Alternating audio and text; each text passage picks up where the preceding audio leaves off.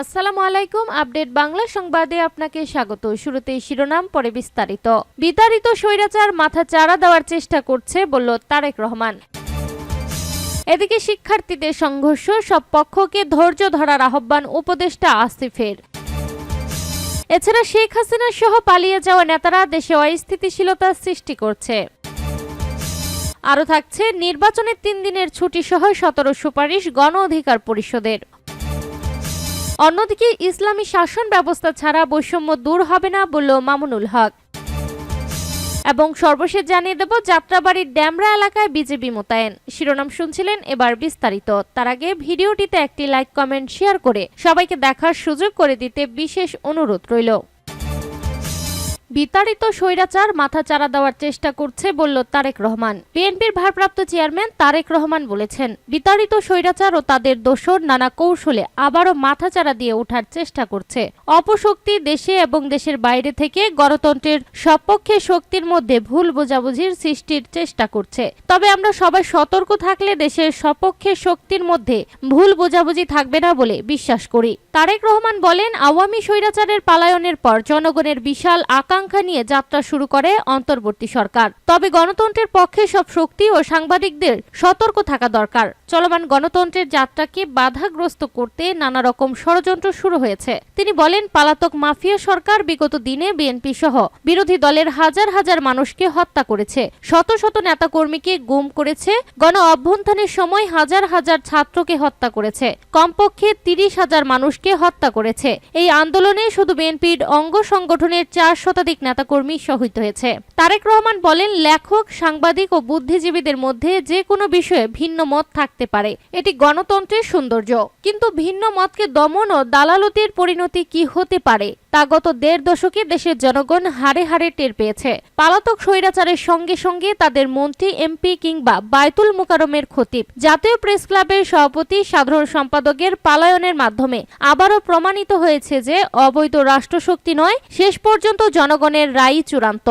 শিক্ষার্থীদের সংঘর্ষ, সব পক্ষকে ধৈর্য ধরার আহ্বান উপদেষ্টা আসিফের। রাজধানীর যাত্রাবাড়িতে ডক্টর মাহবুবুর রহমান মোল্লা কলেজের সঙ্গে কবি নজরুল ও সোহরাওয়ার্দী কলেজের শিক্ষার্থীদের হামলা সংঘর্ষের ঘটনায় আইনশৃঙ্খলা বাহিনী অ্যাকশনে গেলে আরও রক্তপাত হতো বলে জানিয়েছে যুব ও ক্রীড়া উপদেষ্টা আসিফ মাহমুদ সজীব ভুইয়া। আর সোমবার ফেসবুকে দেওয়া এক স্ট্যাটাসে তিনি এই কথা বলেন। আসিফ মাহমুদ বলেন, শত চেষ্টা ও বসে সমাধান করার আহ্বান জানানোর পরও শিক্ষার্থীদের সংঘর্ষ জড়ানো থেকে আটকানো গেল না। শিক্ষার্থীদের অ্যাগ্রেসিভনেস ও প্রস্তুতি দেখে আইনশৃঙ্খলা বাহিনীও স্টেট অ্যাকশনে যায়নি। কোন প্রকার অ্যাকশনে গেলে আইনশৃঙ্খলা রক্ষাকারী বাহিনী এবং ছাত্রদের মধ্যে সংঘর্ষ ও রক্তপাত হতো। তিনি বলেন, সব পক্ষকে ধৈর্য ধরার আহ্বান জানাচ্ছি।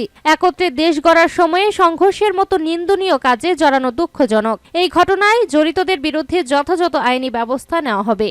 শেখ হাসিনা সহ পালিয়ে যাওয়া নেতারা দেশে অস্থিতিশীলতা সৃষ্টি করছে। বিএনপির স্থায়ী কমিটির সদস্য সেলিমা রহমান বলেছেন, শেখ হাসিনা এবং আওয়ামী লীগের অন্যান্য নেতাকর্মীরা ভারত ও অন্যান্য দেশে অবস্থান করে বাংলাদেশে বিশৃঙ্খলার মাধ্যমে অস্থিতিশীলতা তৈরির চেষ্টা করছে। তিনি বলেন, স্বৈরশাসক শেখ হাসিনা যিনি পালিয়ে গিয়ে পার্শ্ববর্তী দেশে আশ্রয় নিয়েছেন, সেখান থেকে তিনি এক দিন এক একটা ফোন কল ছাড়ছেন। যত আওয়ামী লীগ নেতারা পালিয়ে আছে তারা দেশের মানুষকে ভুল বুঝিয়ে শৃঙ্খলা সৃষ্টি করছে, যাতে দেশে অস্থিতিশীলতা তৈরি হয়। সোমবার 25 নভেম্বর জাতীয় প্রেস ক্লাবে এক আলোচনা সভায় তিনি এইসব কথা বলেন। বিএনপি চেয়ারপারসনের উপদেষ্টা মহিদুর রহমানের স্বদেশ প্রত্যাবর্ধন উপলক্ষে সংবর্ধনা ও খালেদা জিয়া ও বিএনপির ভারপ্রাপ্ত চেয়ারম্যান তারেক রহমানের নামে মিথ্যা মামলা প্রত্যাহারের দাবিতে এই সভার আয়োজন করা হয়। সেলিমা রহমান বলেন, যে লক্ষ্যে বৈষম্য বিরোধী আন্দোলন করেছে বিএনপি গত 17 বছর ধরে জনগণের অধিকার ফিরিয়ে দেওয়ার জন্য আন্দোলন করছে, তা এখনো পূরণ হয়নি। হ্যাঁ, আমাদের একটা সরকার আছে,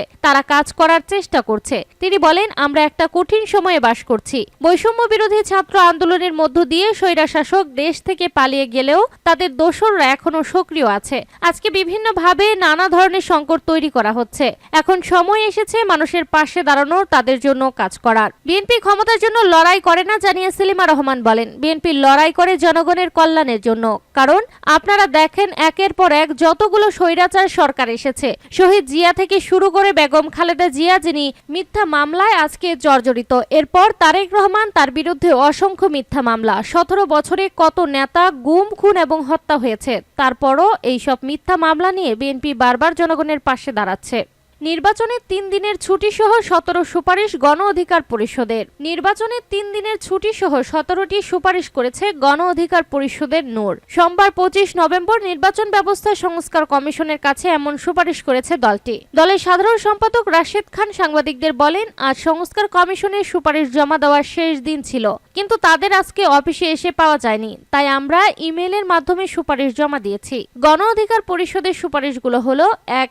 অবাধ, সুষ্ঠু ও নিরপেক্ষ নির্বাচনের স্বার্থে সংবিধানে নির্বাচনকালীন ব্যবস্থা অন্তর্ভুক্তকরণ এবং সংসদে প্রতিনিধিত্বকারী রাজনৈতিক দলগুলোর ঐক্যমত্যের ভিত্তিতে নির্বাচনকালীন সরকার ব্যবস্থা গঠিত হবে। 2. জুলাই বিপ্লবে গণহত্যাকারী ফ্যাসিস্ট আওয়ামী লীগ ও তার দোসরদের নির্বাচনে অযোগ্য ঘোষণার বিধান যুক্ত কর। 3. নির্বাচন কমিশনের সদস্য সংখ্যা বাড়ানো, সেক্ষেত্রে একজন প্রধান নির্বাচন কমিশনারের পাশাপাশি 8 বিভাগে 8 জন নিয়োগ প্রদান করা। 4. নির্বাচন কমিশন গঠনের বর্তমান বিতর্কিত সার্চ কমিটি প্রক্রিয়া বাতিল করে রাজনৈতিক দল ও নাগরিকদের মতামতের ভিত্তিতে সার্চ কমিটি গঠনের আইন প্রণয়ন করা। সার্চ কমিটি কমিশনের জন্য সংখ্যার দ্বিগুণ নাম চূড়ান্ত করে গণমাধ্যমে প্রচার ও গণশুনানির মাধ্যমে নাম চূড়ান্ত করবেন। মহামান্য রাষ্ট্রপতি ওই নামগুলো থেকে প্রধান নির্বাচন কমিশনার ও অন্যান্য কমিশনারদের নিয়োগ প্রদান করবেন। একই সঙ্গে রাজনৈতিক দলগুলোর মতামতের ভিত্তিতে নির্বাচন কমিশনের সচিব নিয়োগ।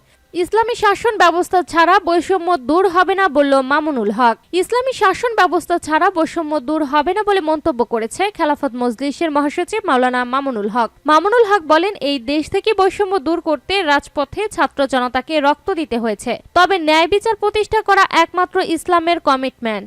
এজন্য দেশে ইসলামী শাসন ব্যবস্থা প্রতিষ্ঠা করতে হবে, তা না হলে বিপ্লব আসবে আর যাবে, কিন্তু বৈষম্য দূর হবে না। সাবেক প্রধানমন্ত্রী শেখ হাসিনাকে উদ্দেশ্য করে খেলাফত মজলিসের সচিব বলেন, তিনি শেখ হাসিনা ছিলেন এক দানব, তার পেছনে ছিলেন আরো বড় এক দানব, তাকে কেউ নাড়াতে পারেনি। তার এত বড় দানবীয় শক্তি, এত বড় দল, কিন্তু স্কুল, কলেজ, মাদ্রাসার ছাত্ররা ও জনতার রাজপথে আন্দোলন গড়ে তুলে এই দানবের মোকাবেলা করে তাকে উৎখাত করেছে।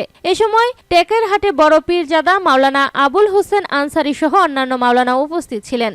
যাত্রাবাড়ির ডেমরা এলাকায় বিজিবি মোতায়েন। রাজধানীর যাত্রাবাড়িতে ডক্টর মাহবুবুর রহমান মোল্লা কলেজে সংঘর্ষের ঘটনার পর আইনশৃঙ্খলা পরিস্থিতি নিয়ন্ত্রণে যাত্রাবাড়ির ডেমরা এলাকায় 6 প্লাটুন বিজিবি মোতায়েন করা হয়েছে। সোমবার বিকেল 3:30টায় বিজিবি মোতায়েন করা হয়। বিজিবির জনসংযোগ কর্মকর্তা মোহাম্মদ শফিকুল ইসলাম বিষয়টি নিশ্চিত করেছেন। তিনি জানান, আইনশৃঙ্খলা পরিস্থিতি নিয়ন্ত্রণে রাজধানীর যাত্রাবাড়ি ডেমরা এলাকায় 6 প্লাটুন বিজিবি মোতায়েন করা হয়েছে। সোমবার 25 নভেম্বর সকাল থেকে মাহবুবুর রহমান কলেজ, ডিএমআরসি, কবি নজরুল ও সোহরাওয়ার্দী কলেজের শিক্ষার্থীদের মধ্যে দফায় দফায় সংঘর্ষে এই এলাকা রণক্ষেত্রে পরিণত হয়। বেলা 12টার দিকে শহীদ সোহরাওয়ার্দী কলেজ এবং কবি নজরুল কলেজের হাজারো শিক্ষার্থী একত্রিত হয়ে ডক্টর মাহবুবুর রহমান মোল্লা কলেজে হামলা চালায়। এতে বেশ কয়েকজন শিক্ষার্থী আহত হয়ে হাসপাতালে চিকিৎসাধীন।